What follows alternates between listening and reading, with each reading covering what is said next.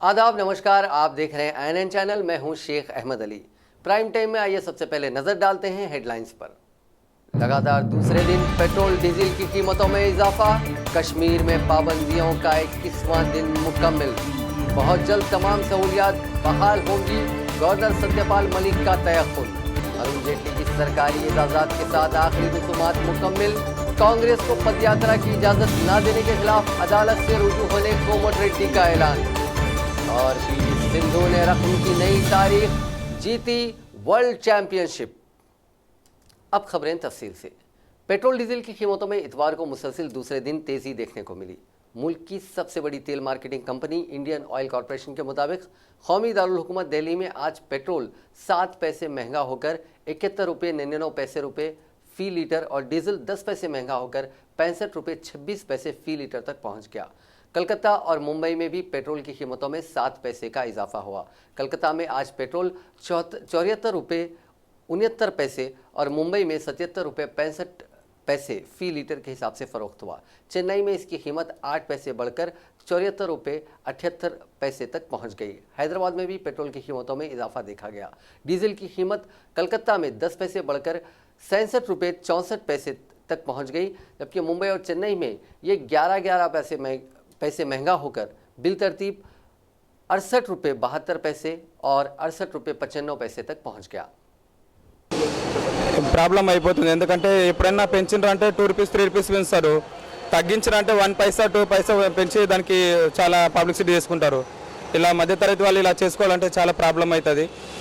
So ఇప్పటికే ఇంకా GST అని అవి ఇవన్నీ చాలా మినపడుతున్నాయి. ఇంకా ఈ ప్రాబ్లం కూడా ఇంకా ఎక్కువ అవుతుందన్న. की कीमत बढ़ने से काफ़ी लोगों को तकलीफ़ हो रही। कहीं भी जाना बोले तो अब मिनिमम पहले एक टाइम पे 50 रुपये 60 रुपये लीटर पेट्रोल था, अभी ऐसा हो गया 100 रुपये मिनिमम पेट्रोल डाले तो अपने को 100 रुपये के हिसाब से लीटर बोले तो फिर 84-85 रुपीज़ के हिसाब से तो नहीं ले रहे। काफ़ी तकलीफ़ हो रही पेट्रोल डालना करना। अभी ट्रैफिक के हिसाब से भी गाड़ियाँ माइलेज भी ज़्यादा नहीं दे रहे, तो बहुत परेशानियाँ उठाना पड़ रहा पेट्रोल की तरफ से अपने को। तो अपनी गवर्नमेंट अगर पेट्रोल के प्राइसेस में कुछ इजाफा लाई तो अपने को काफ़ी अच्छा रहता। अभी कमी रहती हर चीज़ में जो है ना, काफ़ी मुश्किलात उठाना पड़ रहा है पब्लिक को। पेट्रोल का ले लो, हर चीज़ में दामा बढ़ा दे रहे, तो ज़्यादा से ज़्यादा पेट्रोल एक ऐसी चीज़ है, कहीं भी जाना बोल तो गाड़ी में पेट्रोल के बगैर नहीं। अभी पेट्रोल का रेट बढ़ा है तो अपने ऑटो के किराए बढ़ जा रहे, टैक्सी वाले बढ़ा दे रहे रेट ना, हर चीज़ में बढ़ जा रहे। तो अपन जितनी आमदनी अपनी कमाई है वो कमाई से ज़्यादा अपने ये खर्चों में चल जा रही है। अब अपन खाएंगे क्या, करेंगे क्या, ऐसे में काफ़ी परेशानियाँ आ रही है अपने को। इसके जिम्मेदार भी मेरा नाम फरीद है। मेरा नाम असलम है। इसके जिम्मेदार भी वो आवाम है जो बीजेपी को वोट डाली। पहली बात तो लास्ट टाइम भी जो लास्ट टर्म उन लोगों का ख़त्म हुआ तब भी उन लोग परेशान करे बीजेपी वाले आम लोगों को। हर तरफ महंगाई बढ़ गई, फिर भी लोग नहीं समझे, फिर बीजेपी को वोट डाल के जीता है। इतनी बड़ी तादाद में आने के बाद भी कम से कम करना था, लेकिन आवाम पे वोट डाल दे रहे। ये गवर्नमेंट ज़्यादा दिन चलने वाली नहीं है।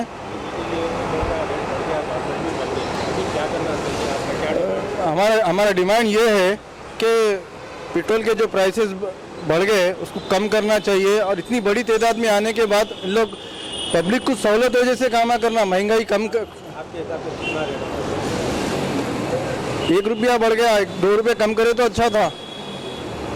1 रुपया बढ़ गया, 2 रुपये कम करे तो अच्छा था, तो उससे बहुत जनों को सहूलत मिलती है। शुक्रिया।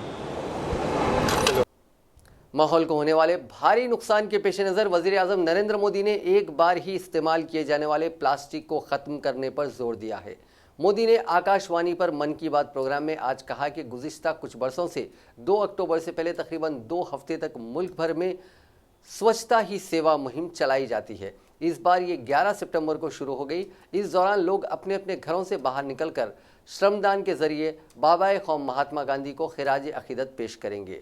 घर हो या गलियां हो, चौक या चौराहे हों या नालियां हों या स्कूल कॉलेज से लेकर सभी अवामी मकामात पर साफ़ सफाई की मुहिम चलानी है। इस बार प्लास्टिक पर खुसूसी तवज्जो देनी है। उन्होंने कहा कि 15 अगस्त को लाल किले से मैंने ये कहा कि जिस दिलचस्पी और तवानाई के साथ 125 करोड़ मुल्क के अवाम ने साफ़ सफाई के लिए मुहिम चलाई, खुले में रफ़ाए हाजा से आज़ाद कराने के लिए काम किया। इस तरह हमें साथ मिलकर सिंगल यूज़ प्लास्टिक के इस्तेमाल को ख़त्म करना है। इस मुहिम के सिलसिले में समाज के सभी तबकों में दिलचस्पी है।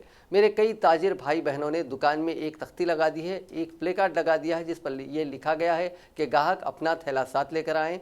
इससे पैसे भी बचेगा और माहौल की हिफाजत में वो अपना ताउन भी दे पाएंगे। श्रीनगर में शहर ख़ास के चंद इलाकों में अभी भी दफ़ा 144 नाफिज है। आज बंदिशों का 21वां दिन है, ताहम कई इलाकों में निजी गाड़ियों की आमद-ओ-रफ्त देखी गई। नज़्म ज़ब्त की सूरत हाल से निपटने के लिए बेशतर इलाकों में बड़े पैमाने पर सिक्योरिटी अहलकार तैनात हैं। कई जगहों पर दुकानें और दीगर तिजारती मराकज़ बंद हैं। मवासिलाती निज़ाम ठप रहने से भी लोगों की मुश्किलात बढ़ गई हैं। वहीं जम्मू कश्मीर के गवर्नर सत्यपाल मलिक का कहना है कि जम्मू कश्मीर में ज़रूरी अशिया और दवाओं की किल्लत भी नहीं है। गवर्नर ने दावा किया है कि गुज़िश्ता 10 दिनों में एक भी हलाकत नहीं हुई है। उन्होंने कहा कि अगर मौसिलात बंद होने से ज़िंदगियां बचती हैं तो इसमें बुराई क्या है। सत्यपाल मलिक का कहना है कि ईद के दिन इंतज़ामिया ने लोगों के घरों तक गोश्त पहुंचाया। गवर्नर ने दावा किया कि कश्मीर में गड़बड़ के दौरान पहले हफ्ते में 50 लोग मरते थे। उन्होंने कहा कि हम बहुत जल्द तमाम सहूलियात आवाम के लिए बहाल कर देंगे।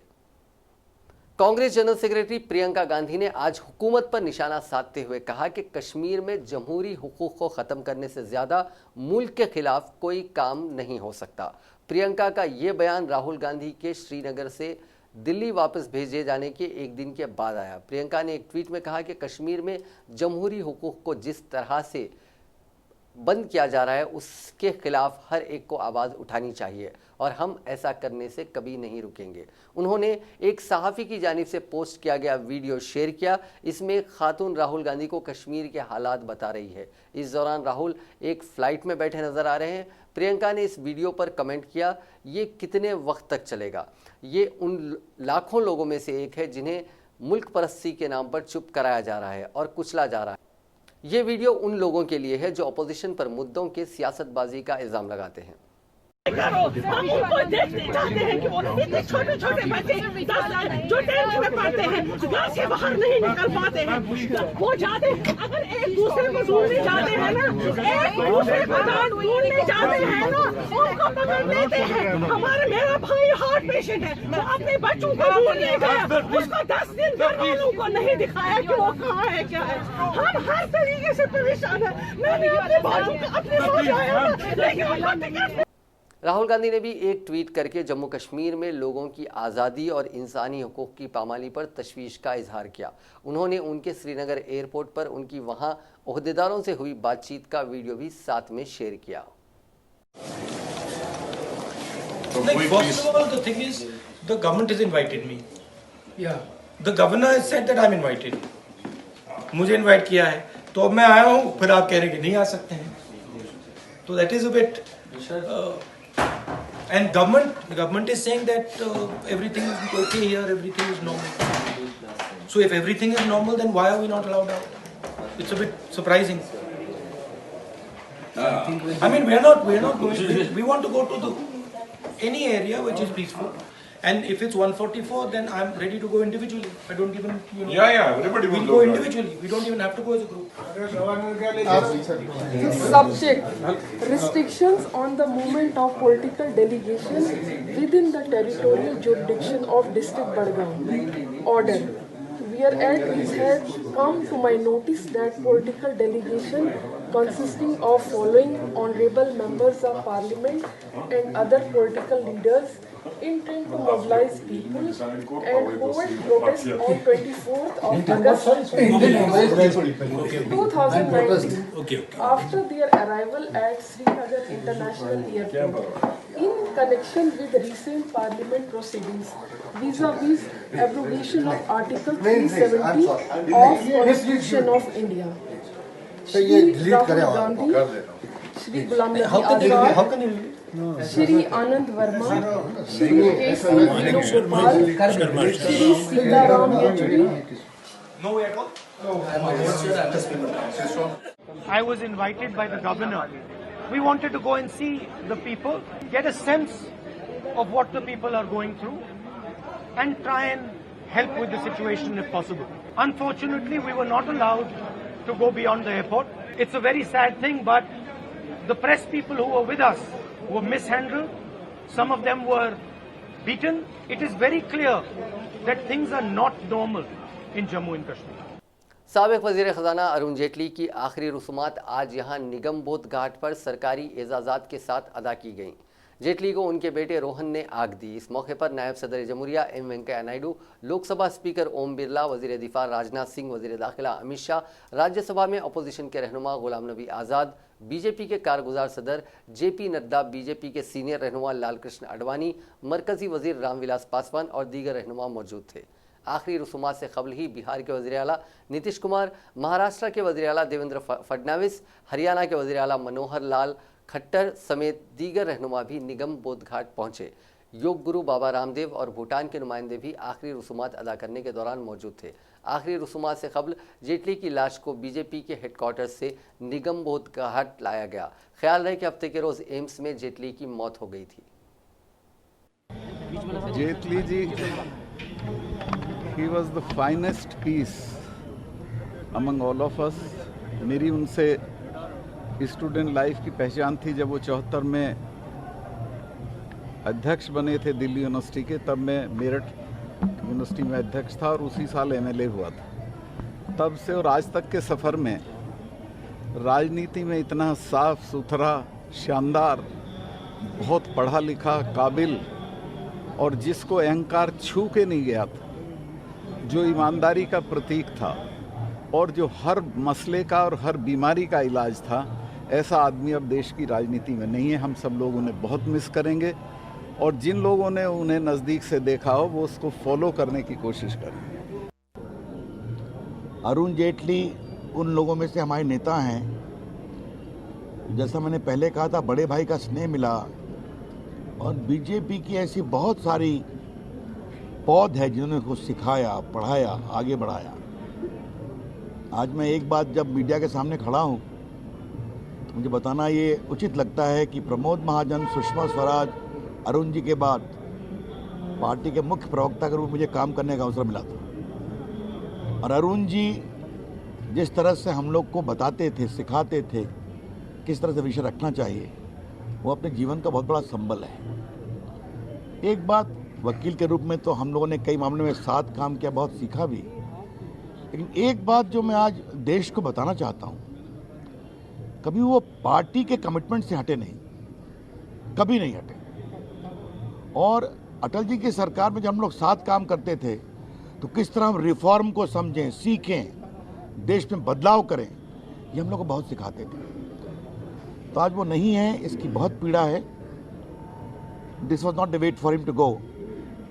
It is deeply painful for all of us. युगों के बाद आया करते हैं। भगवान ने उनको एक अप्रतिम प्रतिभा के साथ घड़ा। उनका वैयक्तिक जीवन, सामाजिक जीवन, उनका राजनीतिक जीवन हम सब के लिए एक बहुत बड़ी प्रेरणा है। उनमें एक राष्ट्रीय नहीं, वैश्विक नेतृत्व का सामर्थ्य है और सब विषयों की इतनी गहरी समझ, उतनी गहरी संवेदना और उतना ही गहरा आत्मविश्वास। शरीर यात्रा पूरे होने से लगभग 1.5 महीने पहले मैं उनसे मिला तो उनके हौसले इतने बुलंद थे कि मानो आज उनका हमारे बीच से जाना वो अभी भी एक अविश्वसनीय सत्य जैसा लग रहा है। वो एक तरह से हम सबको अनाथ सा करके चले गए। उनके जाने की तकलीफ को शब्दों में व्यक्त करना मेरे लिए मुश्किल है। देश ने राजनीति के क्षेत्र का और सामाजिक क्षेत्र का एक बहुत ही महत्वपूर्ण इंटेलेक्चुअल व्यक्तित्व खो दिया है। उनके जाने की क्षति देश की, समाज की, राजनीतिक क्षेत्र की और व्यक्तिगत रूप से मेरी भी एक बहुत बड़ी क्षति है। अरुण जेटली जी की पर्सनालिटी एक ऐसी थी जिससे वो सभी का दिल मोह लेते थे। इतने ऊंचे पद पे होने के बावजूद भी वो हम सब के लिए अप्रोचेबल होते थे और वो जो प्रॉब्लम सॉल्वर थे वो हर एक की प्रॉब्लम सॉल्व कर सकते थे। You just had to come and ask him for help. और वो सबके प्रॉब्लम सॉल्व करते थे। उनकी जो काबिलियत थी कि लंबी समस्या को 1 सेकंड के अंदर भापना और 2 शब्दों के अंदर उनका समाधान बताना। बीजेपी के साबिक सदर और साबिक मरकजी वजीर डॉक्टर मुरली मनोहर जोशी की तबीयत अचानक खराब हो गई है। तबीयत खराब होने की वजह से डॉक्टर मुरली मनोहर जोशी को कानपुर के हॉस्पिटल में इलाज के लिए दाखिल कराया गया। डॉक्टर उनका इलाज कर रहे हैं, लेकिन फौरी तौर पर यह मालूम नहीं हो सका कि उन्हें किस शिकायत पर हॉस्पिटल से रुजू किया गया है। साबिक वजीर फाइनेंस अरुण जेटली की मौत से पहले ही बीजेपी में गम की लहर पाई जाती है। ऐसे वक्त मुरली मनोहर जोशी की सेहत की खराबी से बीजेपी कैडर में मजीद मायूसी पाई जा रही है।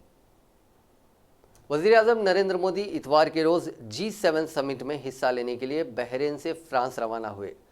बियारेट्स शहर में मोदी और अमेरिकी सदर डोनाल्ड ट्रंप के बीच मुलाकात होगी। दोनों कायदीन के बीच कारोबारी समझौते के साथ ही कश्मीर मुद्दे पर भी बात हो सकती है। इससे पहले मोदी फ्रांस और यूएई के दौरे के बाद 24 अगस्त को बहरीन पहुंचे थे।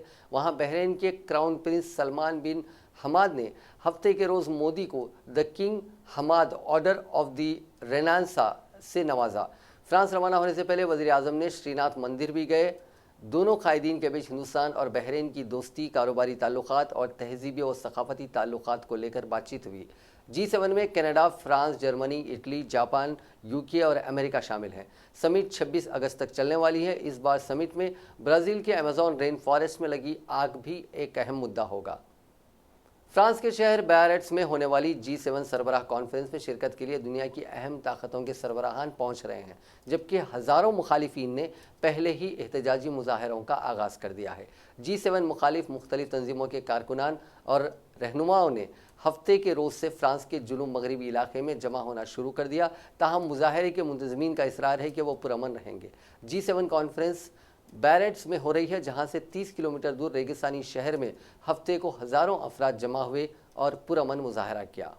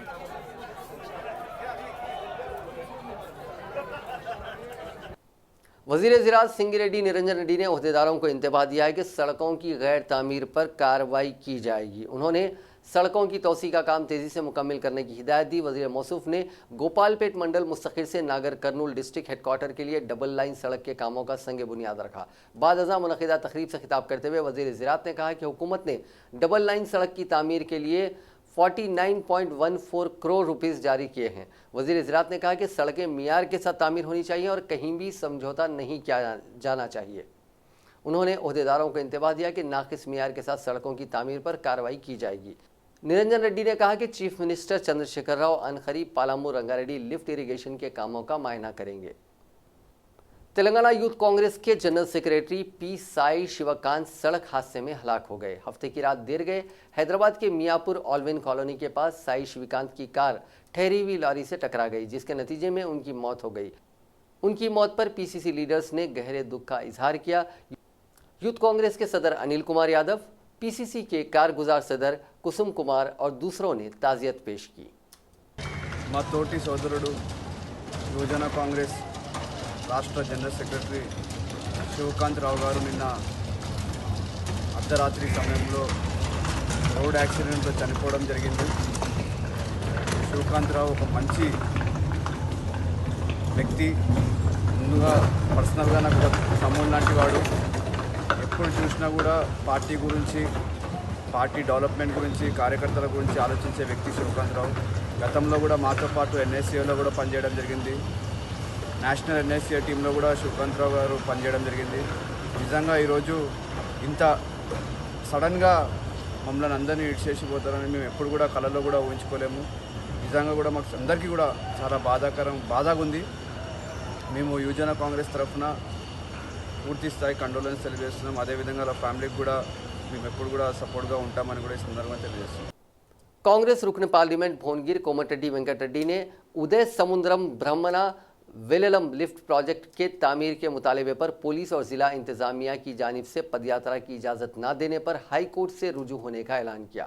उन्होंने कहा कि रियासती हुकूमत पर दबाव डालने के लिए वो पदयात्रा शुरू करने वाले थे। इस सिलसिले में 19 अगस्त को रियासती डीजीपी से इजाज़त हासिल करने एक दरख्वास्त पेश की गई, लेकिन उन्होंने पदयात्रा की इजाज़त नहीं दी, जिस पर वो 24 अगस्त को रच्चाकुंडा पुलिस कमिश्नर से भी तहरीरी याददाश्त पेश की गई, लेकिन उन्होंने भी इजाज़त नहीं दी। 23 अगस्त को नलगुंडा एसपी को भी एक दरख्वास्त पेश की गई थी। 3 ओहदेदारों की तरफ से अब तक पदयात्रा की इजाज़त नहीं दी गई, जिस पर उन्होंने हाई कोर्ट से रुजू होने का फैसला किया है। उन्होंने कहा कि हाई कोर्ट से पदयात्रा की इजाज़त मिलने के बाद वो पदयात्रा की तारीख का ऐलान करेंगे। कालोजीराव हेल्थ यूनिवर्सिटी ने गवर्नमेंट और प्राइवेट मेडिकल कॉलेज में कन्वीनियर कोटा के तहत MBBS कोर्सेज में दाखिलों के लिए ख़तई काउंसलिंग मेप अप राउंड का नोटिफिकेशन जारी किया है। वेब काउंसलिंग का पहला, दूसरा और तीसरा मरहला रियासत भर के मेडिकल कॉलेजेस में कन्वीनियर कोटा के तहत दाखिलों का अमल पहले ही मुकम्मल हो चुका है। कन्वीनियर कोटे में बाकी बचने वाली सीटों के लिए मैप अप राउंड मुनक्किद किया जा रहा है। खाली सीटों की तफसीलात मैं कॉलेज यूनिवर्सिटी के वेबसाइट पर पेश की गई हैं। वेब काउंसलिंग 25 अगस्त की शाम 6 बजे से 26 अगस्त की शाम 6 बजे तक होगी। तेलंगाना तकसीम बिल के मुतनाज़िया उमूर को बाहमी इत्तेफाक से हल करने के लिए तेलंगाना और आंध्रा हुकूमत की कोशिशों में मज़ीद पेशरफ्त हुई है।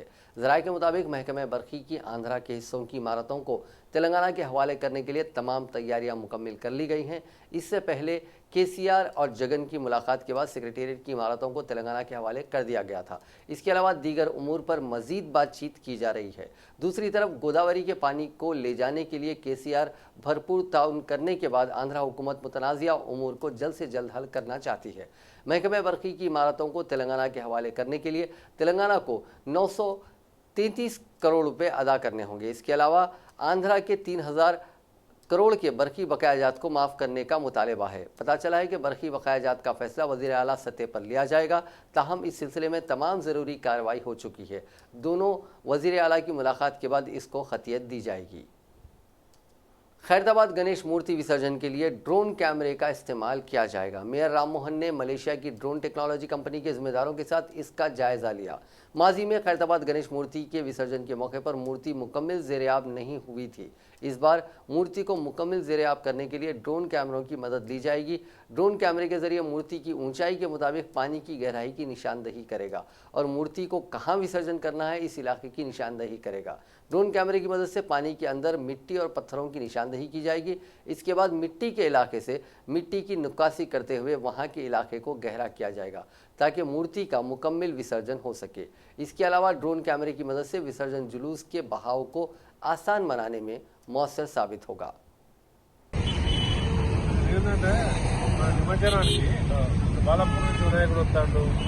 ఉప్పల్ నుంచి వస్తుంది ఏందనేది ఒకటి రెండు మనం పెట్టుకొని మీ కనుక్కోమని మా కనుక్కోమని పెద్ద స్పీడు ఏంటి ఎవరంతా ఎక్కడ జామ్ అయింది ఎందుకు జామ్ అయింది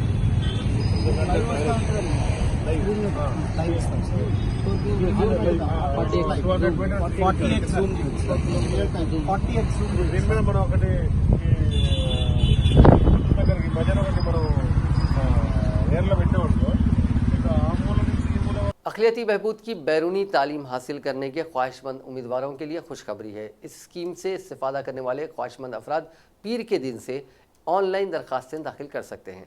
27 सितंबर दरख्वास्तें दाखिल करने की आखिरी तारीख है। इस स्कीम से इस्तेफ़ादा के लिए 35 साल से कम उम्र होनी चाहिए। इसके अलावा डिग्री और इंजीनियरिंग में 60% निशानात हासिल करने होंगे और पोस्ट ग्रेजुएशन में भी 60% निशाना से कामयाब होना होगा। मज़ीद तफसीलात वेबसाइट से हासिल की जा सकती हैं। वाज़ेह रहे कि महकमा अक़लियती बहबूद हर साल इसका नोटिफिकेशन जारी करता था, इस बार नहीं किया। इंडिया की स्टार शटलर पीवी सिंधु ने आज वर्ल्ड बैडमिंटन चैंपियनशिप के फाइनल में जापान की नोजोमी ओकुहारा को हरा दिया। सिंधु ने स्विट्जरलैंड के बासेल में हुआ खिताबी मुकाबला 21-7, 21-7 से 38 मिनट में अपने नाम कर लिया। वो इस टूर्नामेंट की 42 साल की तारीख में चैंपियन बनने वाली पहली हिंदुस्तानी बन गई। सिंधु 2018, 2017 में सिल्वर और 2013 और 14 में ब्रॉन्ज मेडल जीती थी। इससे पहले हिंदुस्तानी खिलाड़ियों में साइना नेहवाल 2015 के फाइनल में हार गई थी। मेंस में 1983 में प्रकाश पादुकोण और इस साल B Sai Praneeth bronze medal जीते थे। ज्वाला गुट्टा और अश्विनी पोनप्पा की जोड़ी 2011 में वुमेन डबल्स में ब्रॉन्ज जीती थी। वज़ीर-ए-आज़म नरेंद्र मोदी ने सिंधु को इस जीत पर मुबारकबाद दी। उन्होंने कहा कि हैरत अंगेज तौर पर टैलेंटेड पीवी सिंधु ने फिर से हिंदुस्तान को फख्र महसूस करवाया है।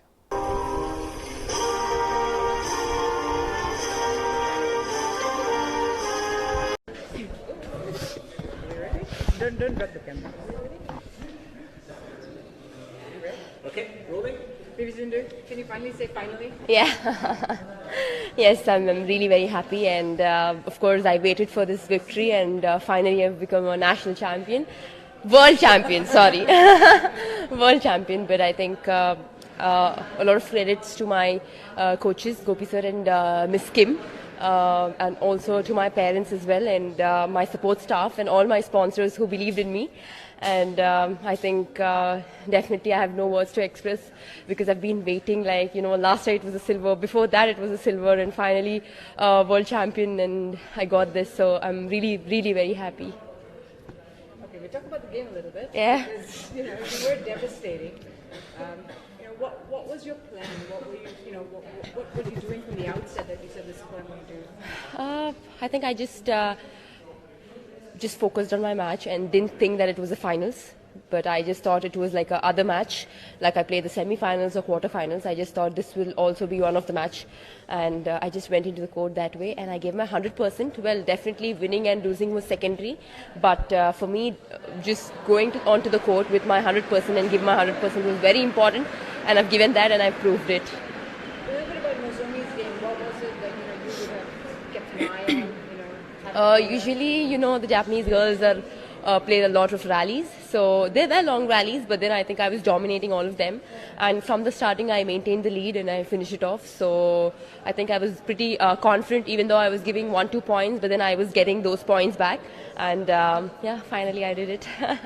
First Indian Yeah. to win a gold medal at the World Championship. Now that's some expectations and some weight you got to carry for a long time. But what does that feel like? Well, I was expecting this for a very long time now, so I've got it, and I think I have to enjoy it, I have to feel it, and it made me really special when the flag was there and the national anthem was playing, and I definitely had goosebumps, and I have no words to express, because you're playing for your country, and it's definitely a very proud. नाज़रीन, आखिर में एक बार फिर से नजर डालते हैं headlines पर। लगातार दूसरे दिन पेट्रोल डीजल की कीमतों में इजाफा, कश्मीर में पाबंदियों का 21वां दिन मुकम्मल। बहुत जल्द तमाम सहूलियात बहाल होंगी, गवर्नर सत्यपाल मलिक का तयख्खुन। अरुण जेटली की सरकारी इजाज़त के साथ आखिरी रसूमात मुकम्मल। कांग्रेस को पदयात्रा की इजाज़त न देने के खिलाफ अदालत से रुजू होने कोमट रेड्डी का ऐलान। और पीवी सिंधु ने रकम की नई तारीख जीती, वर्ल्ड चैंपियनशिप। नाजरीन, आज के प्राइम टाइम में बस इतना ही। देखते रहिए NN चैनल।